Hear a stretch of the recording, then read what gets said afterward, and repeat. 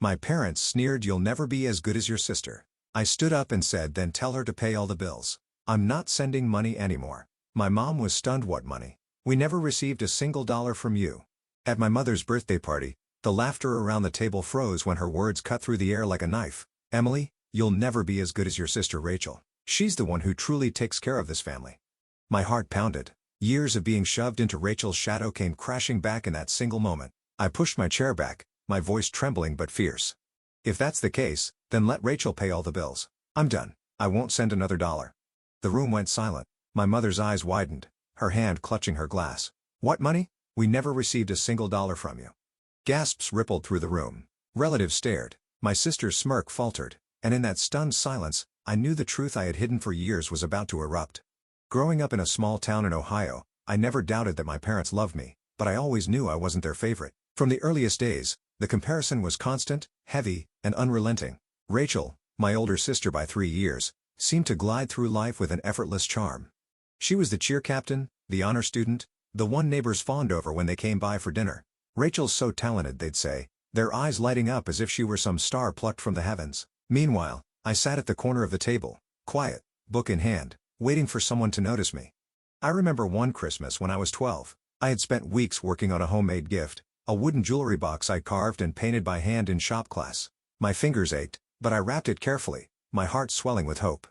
When Rachel opened her gift, a shiny necklace from Dad, my parents clapped and beamed. When it was my turn, I handed my mom the box with trembling hands. She opened it, glanced briefly, and said, "That's nice, Emily, but you should spend more time helping Rachel with her routines instead of wasting hours on little projects." Her words cut deeper than any blade. I forced a smile, swallowing the lump in my throat. That night, I cried silently into my pillow, vowing never to show my disappointment. At school, things weren't much different. Teachers adored Rachel. Once, during a parent-teacher conference, I overheard my homeroom teacher telling Mom, "Rachel is truly exceptional, a born leader." Then, as if remembering I existed, she added, "Emily does fine, but she's too quiet. She needs to be more like her sister." "Did you hear that, Emily?" Mom said in the car afterward. "Why can't you learn from Rachel?" I stared out the window, my hands clenched in my lap. "I'm not Rachel," I whispered, but no one heard me. The truth was, I wasn't jealous of her. She was my sister, and I loved her in my own way. But every comparison chipped away at me, brick by brick, until I felt like a ghost in my own home. Instead of trying to compete, I buried myself in books and tinkered with computers my dad had bought at a garage sale. While Rachel basked in applause on stage, I was in my room, dismantling circuit boards, writing messy lines of code that somehow gave me peace. My world was quiet, but it was mine. Still, late at night, I couldn't stop asking myself, would I ever be enough, or would I always be just Rachel's sister? High school was supposed to be a fresh start, a place where I could finally step out of Rachel's shadow. Instead, it became the stage where her spotlight only grew brighter, leaving me invisible under its glare. Rachel was everywhere: cheer captain, prom committee, theater club. Her laugh carried down the hallways, drawing people in like moths to a flame. Teachers adored her, classmates wanted to sit beside her. And me? I was the quiet girl with her nose buried in a book, or hidden in the computer lab, the one people barely noticed until they needed help fixing their laptops. I'll never forget the spring talent show. I had been working for weeks with the science club on a project, a small robot that could follow commands and pick up objects. I was nervous, but proud. As I stood backstage, clutching the controller in my sweaty palms, I overheard whispers. "Rachel's doing a dance routine. It's going to be amazing. She's always the best." "Emily? Wait, she's even in the show?" The curtain rose, and Rachel danced under the bright lights, dazzling the crowd with every graceful move. The applause was thunderous, echoing in my chest even as I stood in the shadows, waiting my turn. When it was finally time, I stepped forward, my robot whirring to life. It rolled across the stage, picked up a cup, and dropped it into a bin. The mechanics worked flawlessly, but the audience clapped politely, almost out of obligation. And when I looked toward my parents, my stomach twisted. Their seats were empty. Later that night, I found out why. "Your sister had cheer practice, and we didn't want her to walk home alone," Mom explained casually, as if it were the most natural decision in the world. "But it was the talent show," I whispered, my voice cracking. "Don't be so dramatic, Emily," Dad muttered. "We'll catch the next one." But there wasn't a next one, at least not with them in the audience. The comparisons became sharper with every report card, every holiday dinner. "Look at Rachel's grades," Dad would beam. "She's a natural." My grades were good, solid A's and B's, but when I showed them, Mom would sigh. "If only you had her confidence." One afternoon, after another round of, "Why can't you be more like your sister?" I snapped. "Because I'm not Rachel," I shouted. The room went silent. For a moment, I thought they finally heard me. But then Mom shook her head. Disappointment etched across her face. "You don't need to yell, Emily. Just try harder." I stormed upstairs, tears burning my eyes. That night, I scribbled into my journal, "No matter what I do, it will never be enough." Still, I clung to the one place that gave me solace: the glow of my computer screen. In code and circuits, there were no comparisons, no favoritism, just logic, order, and the quiet reassurance that I could create something on my own terms. Leaving for college felt like escaping a cage I hadn't realized was locked. I was accepted into the computer engineering program at the University of Texas, and for the first time in my life, I could breathe without Rachel's shadow pressing down on me. I packed my bags with trembling hands, half excited, half afraid. At the airport, Mom hugged Rachel longer than she hugged me. "Take care of yourself, Emily," she said, her voice distracted. "And remember, confidence is just as important as intelligence." I nodded. But inside I thought, no matter what, it'll never be enough for you, will it? College was hard, brutal even. Tuition, rent, books, they all piled on top of me. I worked 2 part-time jobs, one at the campus cafe and another fixing computers in the library. There were nights when I collapsed into bed at 3 a.m., only to wake up at 7 for class. But in that exhaustion, I found something I'd never had before: pride. Every dollar I earned was mine. Every assignment I finished was proof that I could survive without anyone's applause. Meanwhile, Rachel's path unraveled. She had enrolled at a small community college, but dropped out after 1 semester, claiming classes were boring and limiting. Instead, she floated from one big idea to the next, starting an online boutique, managing an influencer's account, even joining a pyramid scheme. Each time, my parents nodded along, convinced Rachel was on the brink of greatness. One night, during a rare phone call home, Mom's voice carried her usual tone of pride. "Rachel's meeting with investors tomorrow. She might launch a new business. Isn't that exciting?" I gripped the phone tighter.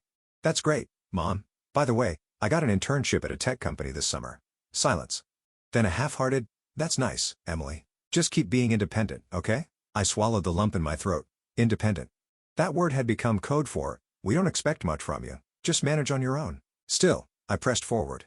I coded until my eyes blurred, aced my courses, and poured everything into proving, maybe not to them, but to myself, that I had worth. Rachel, meanwhile, flaunted new clothes and fancy dinners on Instagram, her captions dripping with confidence. "Big moves coming soon. Watch this space." She never mentioned where the money came from, and I wondered quietly if my parents were still supporting her. One evening, after a grueling 10-hour shift between work and class, I sat in my dorm, staring at Rachel's latest post, her posing with a champagne glass at an upscale bar. I tossed my phone aside, whispering to myself, "One day, I'll show them. I'll show all of them." It wasn't jealousy, it was survival. If I didn't hold on to that determination, the comparisons would crush me before I even had the chance to live. Graduation day should have felt like victory. I walked across the stage in my cap and gown, diploma in hand, and for a moment I allowed myself to believe things would be different. My parents clapped politely, their cheers lukewarm compared to the roaring applause Rachel had once commanded at cheer competitions. Still, I smiled, whispering to myself, "This is my achievement. No one can take it away from me." Soon after, I landed a job as a junior software engineer at a growing tech company in Austin. The city buzzed with opportunity, and for the first time in years, I felt hope stirring in my chest. My salary wasn't huge, but it was stable enough for rent, bills, and maybe even saving a little. Then the phone call came. "Emily." Mom's voice trembled through the line. "Your dad. The doctor says he can't work anymore. His lungs." All those years in the factory, I sank into my desk chair, my heart twisting. "What about you, Mom?" I cut back my hours. "It's hard keeping up with expenses. The bills. His medicine." I didn't hesitate. "I'll help. Don't worry about the money." And so it began. Each month, I wired 2, 0, sometimes 2, 500, home. But there was a problem. Mom wasn't comfortable with online banking. "It's too complicated," she said whenever I tried to walk her through it. Rachel, still living near them, offered a solution. "Just send the money to me," she said breezily over the phone. "I'll cash it out and give it to them." Easy. I hesitated. But then she laughed. "Come on, Em. Don't you trust your own sister?" Against the knot in my stomach, I agreed. Life in Austin quickly became a cycle of work, bills, and sacrifice. I skipped dinners with colleagues, avoided shopping sprees, and lived off simple meals so I could send more home. Every time I hit transfer on my banking app, I pictured Mom buying Dad's medicine, fixing the leaking roof, or simply breathing a little easier. Rachel, meanwhile, seemed to flourish. Her Instagram was full of smiling selfies in designer dresses, brunches at rooftop cafes, and captions like, "Work hard, play harder." I brushed away my unease, telling myself maybe her side hustles were finally working out. But sometimes, when Mom called complaining about expenses, Doubt gnawed at me. The electricity bill's so high this month, she'd sigh. We barely managed. I'd bite my lip, staring at the empty takeout container on my desk, knowing I'd skip meals to send that money. I'll increase it next month, I promised. After hanging up, I'd whisper into the quiet of my apartment. As long as they're okay, that's all that matters. I didn't know then that my sacrifices were fueling more than just my parents' survival. They were feeding a secret I wasn't ready to face, a truth that would explode in the most humiliating way possible. Austin was noisy with opportunity, but I lived quietly. My routine was simple. Work long hours, eat frugal meals, wire money home. I told myself it was worth it every time I pictured Mom holding Dad's hand at the doctor's office or picking up his prescription without worry. But the illusion began to crack. It started with Rachel's Instagram posts. One day, she showed off a brand new SUV with the caption, "Dreams don't work unless you do. Boss life." Another week, she uploaded pictures at a champagne brunch, her wrist flashing with a designer watch I knew cost more than my monthly rent. Scrolling through the images, my chest tightened. How could she afford this? I wanted to believe she had finally made her business ventures work. Maybe luck was on her side. Still, a nagging voice whispered, "What if she isn't telling you everything?" One evening, I sat across from my boyfriend, Daniel, at a cozy cafe near my office. He watched me push a salad around my plate, lost in thought. "You're distracted again," he said, setting down his coffee. "What's going on?" I hesitated, then admitted, "Rachel's been different lately. Flashy, expensive clothes, cars. I don't know where the money's coming from." Daniel raised an eyebrow. "Emily, are you sure she's giving your parents the money you send?" The question cut deep. "Of course she is," I shot back too quickly. "She wouldn't lie about that. She knows how much it means." Daniel leaned forward, his tone gentle but firm. "You trust her." "I get it, but trust without proof can be dangerous. Maybe you should ask your mom directly." I shook my head, staring at the table. "I don't want to hurt them. If they think I'm checking up, it'll feel like I don't trust Rachel. And despite everything, she's still my sister." But later that night, lying in bed, I replayed his words. My gut twisted as I remembered Mom's complaints. "The bills are so high this month. The roof is leaking again. Medicine costs are killing us." Hadn't I sent extra money for those very things? Still, I clung to my belief. Rachel may be reckless, but she wouldn't betray me. Not like that. Weeks passed. My own life became more stressful. Deadlines at work. Endless coding sessions. Nights when my eyes burned from staring at screens too long. And yet, Rachel's posts only grew more extravagant: vacations, poolside cocktails, expensive handbags. Finally, during a family video call, my unease boiled over. Mom sighed, rubbing her temples. "Your father's medicine went up again." "I don't know how we'll manage," I blurted. "Didn't Rachel give you the money I sent last week?" Her brow furrowed. "Money? No, sweetheart. Rachel helps us when she can, but it's not much." "Don't worry about it." I froze, my pulse thundered in my ears. "Not much?" I had set nearly $3,000 that month. "Emily?" Mom's voice broke through the static. "Are you still there?" I forced a smile, hiding the storm inside me. "Yeah, Mom, I'm here. I'll send extra next month, okay?" When the call ended, I sat in silence. Daniel's earlier words echoing like a warning bell. My trust, my sacrifices, my sleepless nights, were they all being twisted into Rachel's luxury lifestyle? I wanted to confront her right then, but fear held me back. Fear of shattering whatever fragile bond we had left. Fear of seeing the truth I wasn't ready to face. Instead, I told myself, I'll deal with it later. For now, just keep going. For Mom and Dad. But deep down, I knew the confrontation was coming. And when it did, it would tear open wounds my family had spent years ignoring. Mom's 60th birthday should have been a celebration. I spent weeks searching for the perfect gift. A digital camera with a simple interface, something she had once mentioned wanting for her garden. Daniel helped me wrap it in her favorite color, pale blue, and we flew back to Ohio together. I told myself this trip might finally be the bridge to heal years of unspoken wounds. The house smelled of vanilla cake and roasted chicken when we arrived. Relatives filled the living room. Laughter and chatter weaving through the air. Rachel floated around in a sequin dress, her makeup flawless. Her presence magnetic as always. "Emily." Mom greeted me with a polite hug, then quickly turned to Rachel. "Honey, could you help me with the candles?" I swallowed the familiar sting and smiled tightly. Daniel squeezed my hand under the table. "It'll be okay," he whispered. Dinner started well enough. People clinked glasses, traded stories. But as the evening wore on, the same script unfolded. Aunt Linda leaned toward Rachel, her eyes sparkling. "You're such a good daughter, Rachel, sending money every month to take care of your parents." "Not everyone does that." Others nodded in agreement. Uncle Frank chuckled. "This family's lucky to have you, Rachel." The words hit me like shards of glass. My fork clattered against my plate. I felt Daniel's hand tighten on mine, urging calm. But Mom's next words broke the dam. "Emily, why can't you be more like your sister?" Her tone was weary, cutting. Rachel takes care of us.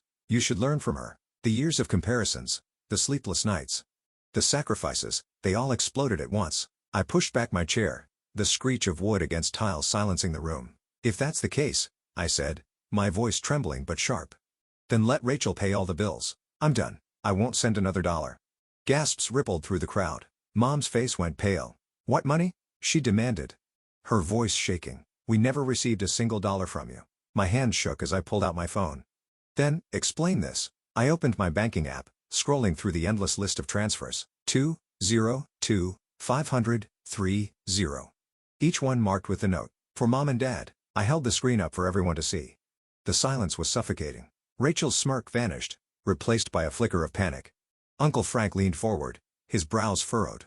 Rachel, what's going on here? Aunt Linda whispered. My God.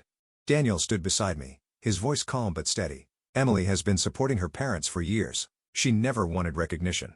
But I think it's time the truth came out. Mom's lips trembled as she stared at the screen. Rachel, you told us this money was from you. You said you were providing for us.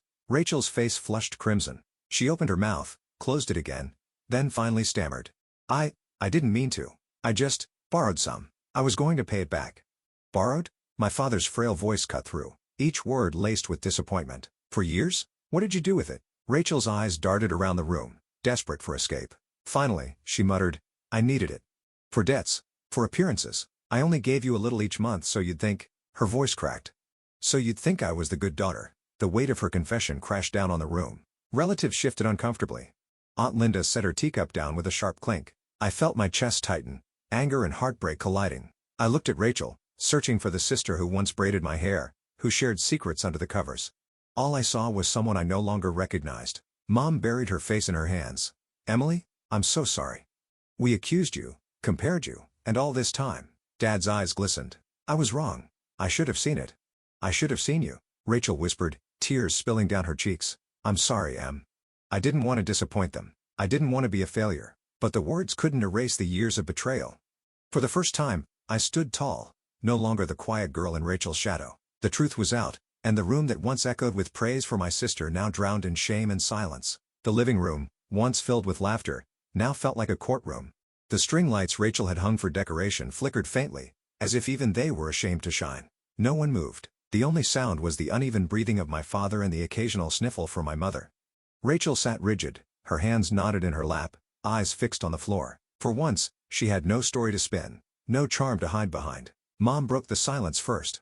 Her voice trembled as she turned to me. Emily, I was so blind. I thought Rachel was the one sacrificing for us, all those times I told you to be more like her. Her words cracked, tears spilling down her cheeks. I was wrong. I'm so sorry. I swallowed hard. For years I had imagined hearing those words, but now they didn't feel like triumph. They felt like ashes in my mouth. Dad leaned forward in his chair, coughing before he spoke. I owe you an apology too. I was proud of Rachel, blind to what you were doing. I never asked, I never looked, and I let you suffer because of it. His weathered face crumpled with regret. The child in me wanted to run into his arms, to finally feel seen. But the woman I had become knew this was the moment to draw a line. I stood taller, my voice steady. I love you both. I always have. That's why I sent the money. But things cannot go back to the way they were. If I'm going to continue helping, there have to be rules. Every pair of eyes in the room turned to me. Even Rachel finally lifted her gaze, guilt swimming in her expression. First, I said firmly. No more comparisons. I'm not Rachel, and I never will be. I'm Emily. If you can't see me for who I am, then I can't keep breaking myself to earn your approval. Mom nodded vigorously, tears rolling down her face. Never again, sweetheart. I promise. Second, I continued, everything must be transparent. I'll send money directly to you, or I'll pay bills myself. No more middlemen. No more confusion. Dad's voice was hoarse but resolute. Agreed. We'll set it up however you say. No secrets. My chest tightened, but I pressed on. And third, Rachel has to take responsibility. She can't keep pretending while I carry the weight alone. Rachel flinched, shame painting her features. Her voice cracked when she finally spoke. You're right. I've been selfish. I wanted to look perfect, even when I was drowning. I stole from you, Em. I lied to them, to everyone. I don't expect forgiveness, but I'll change. I'll get a real job. I'll contribute for real this time.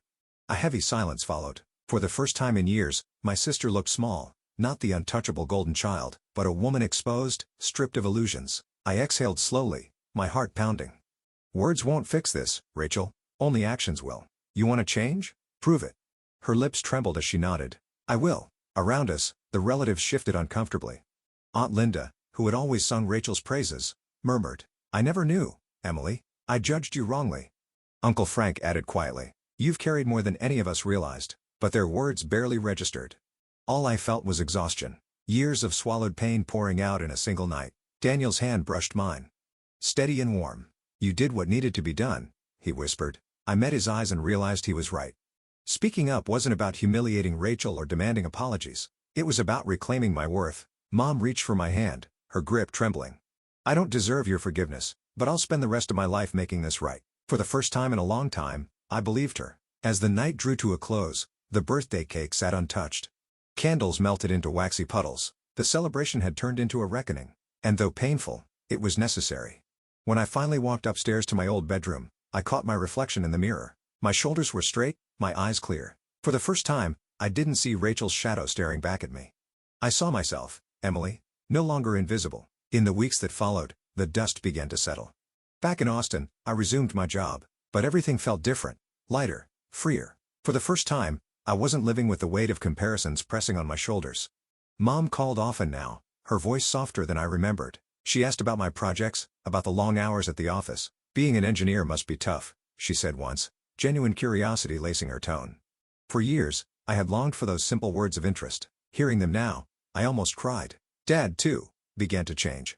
He started telling neighbors about my daughter Emily, the software engineer in Texas. His pride sounded awkward at first, as if he wasn't used to saying my name in that way, but it warmed me all the same. And Rachel, she surprised me most. She took a job at a local design firm. Nothing glamorous, but steady. Each month she sent a small amount home, only a few $100s, but it was honest. When we spoke on the phone, she didn't brag or spin stories. She just said, I'm trying, Em. I know I have a lot to make up for. For the first time, I believed her. Daniel stayed by my side through it all. One evening, as we walked through a quiet park, he squeezed my hand. You did the hardest thing anyone could do. You spoke the truth, even when it hurt. That takes courage, Emily. I smiled, leaning into him. I just couldn't live in her shadow anymore. I had to step out. Looking back, I realized the truth. Family love cannot survive on favoritism and lies. It withers under unfair comparisons, but it heals with honesty and respect. I no longer wanted to be Rachel's sister. I was Emily Carter, a daughter, a sister, a woman who had fought to be seen. And finally, I was.